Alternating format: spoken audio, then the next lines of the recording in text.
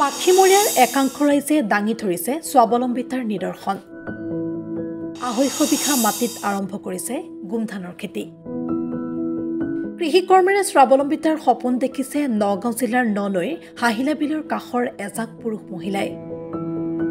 250 বিঘা মাটিত আৰম্ভ কৰিছে গোমধানৰ খেতি।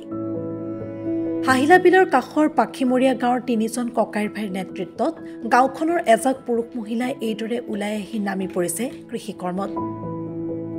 বছৰত এটা খেতি কৰাৰ পাছত পথাৰত পৰি থকা মাটিত আৰম্ভ কৰিছে উন্নত প্ৰজাতিৰ গোমধানৰ খেতি। গাঁওখনৰ 250 বিঘা ভূমিত সকলোৱে মিলি ৰোপণ কৰিছে গোমধান।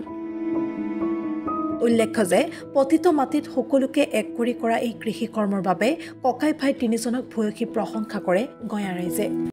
সদ্যহতে কি হয়, আমাৰ কৃষকখিনিয়ে গাঁৱত মানে এটা খেতি কৰি সমাপ্ত কৰে। তেওঁলোকে বাকী যে খেতি কৰি কিবা আৰ্থিকভাৱে আগবাঢ়িব লাগিব সেইখিনি তেওঁলোকে বুজি নাপায়। সেইকাৰণে আমি 3জন ভাই ককাই ভতিজা এজন মিলি পেলাই মানে আমি সিদ্ধান্ত ললো যে ইয়াত যিখিনি মাটি মানে এনে পৰি আছে সেইখিনি আমি 3জন ভাই ককাই মহিলাখিনিৰ লগত আলোচনা কৰি আমি সৰ্বপ্ৰথমে মানে 250 বিঘা এটা টাৰ্গেট লৈ গোমধানৰ খেতি আৰম্ভ কৰিছোঁ। আৰু সকলো মহিলাই আমাক সহায় জনাইছে। গাঁৱৰ ৰাইজেও কৃষকসকলে মানে আমাক মাটিটো দিছে, সহায় জনাইছে যে আপোনালোকে এবাৰ কৰক, পিছৰ পৰ্যায়ে আমি আপোনালোকৰ পিছে পিছে আমি আগবাঢ়ি যাম। ভাল লাগিছে। আৰু সকলোৱে এই ৰ'দত ইমান কষ্ট কৰি আমাৰ লগে লগে আছে, নেখোৱা নবোৱাকৈ তেওঁলোককো মই ধন্যবাদ দিছোঁ। এতিয়া দেখা গৈছে যে পুৰুষতকৈ মহিলা বেছি ওলাই আহিছে, ভাল লাগিছে। আৰু এনেকৈ যদি সকলো জেগাতে যদি সকলো মহিলাখিনি ইচ্ছুক হৈ আগবাঢ়ি আহে, নিশ্চয় পুৰুষসকল আৰু ঘৰত বহি নাথাকে।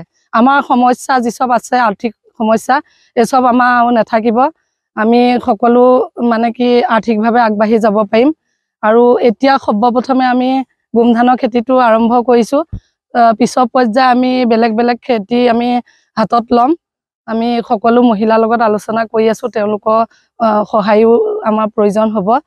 তেওঁলোকে যথেষ্ট সহায় সহযোগিতা আগবঢ়াইছে আৰু মই আশা কৰোঁ তেওঁলোকে ভৱিষ্যতলৈও যাতে এনেকুৱা সহায় আগবঢ়ায়। আৰু চৰকাৰৰ পিনৰ পৰা যদি আমাৰ কিবা সহায় আগবঢ়ায় তেতিয়াহ'লে আমি আৰু আগবাঢ়িব পাৰিম বুলি আমাৰ আশা আছে।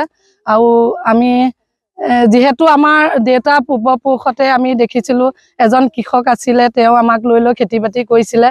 আমি পথাৰতে ডাঙৰ হোৱা নিচিনা আমাৰ মানে সেই দৃশ্য চব আমাৰ মনত আছে। সেইকাৰণে আমি ভাবিছোঁ আমি কিয় বহি থাকিম, আমি সকলো মহিলা আগবাঢ়ি যাম।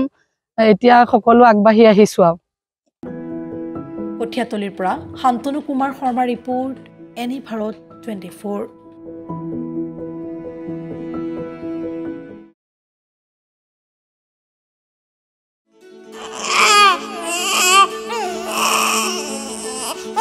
অভিনন্দন, আপোনাৰ এজনী ছোৱালী জন্ম হৈছে।